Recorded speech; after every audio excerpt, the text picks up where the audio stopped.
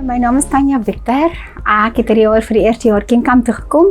Eintlik omdat my dogtertjie baie graag wou kom en sy nie alleen wou kom nie. En mamma het toe besluit, maar dan gaan ek deel word van die span en ek gaan saam Kimkamp.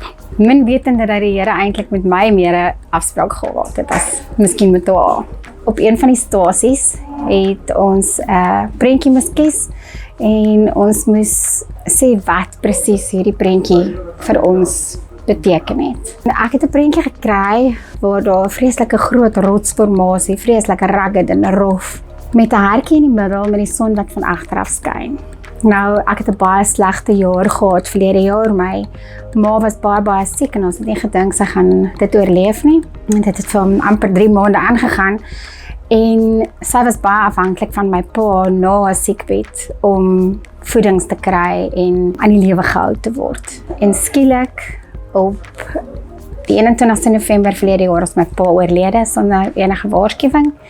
En was mamma natuurlik heeltemal afhanklik van my.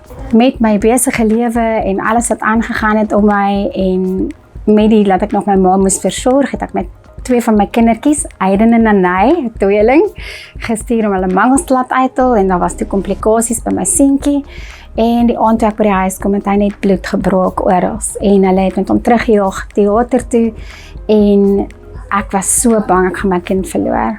So ek sê toe vir my span, ek is asof 2023 uit my lewensjoernaal geskrap moet word. Hier kry ek die woord van die Here wat vir my sê op my prentjie dat hierdie aaklige rotsformasie, hierdie growwe stampe en stote is nou verby. Die lig kom van agteraf deur geskyn deur hierdie wonderlike hart wat hy vir my het. En 2023 is verby, 2024 is op pad. Behalwe vir dit het ek op die kamp gevul geraak met die Heilige Gees. Ek het my geestelike stem gekry en ek gaan môre gedoop word. So my geestelike journey, ek was nog altyd 'n kind van die Here, maar op 50, amper 50, my 50ste jaar, het ek my radikaal tot die Here kom toewy. Ek het gedink ek kom vir my kind. Maar om as leier hier te kom optree, het die kinders my ongelooflik om verander. Die dag toe ek my testimonie vertel, het daai 8 kindertjies my kom hande oplê en vir my gebid. En ek kon die Here se teenwoordigheid voel. Nou ek wil vir julle as ouers aanmoedig.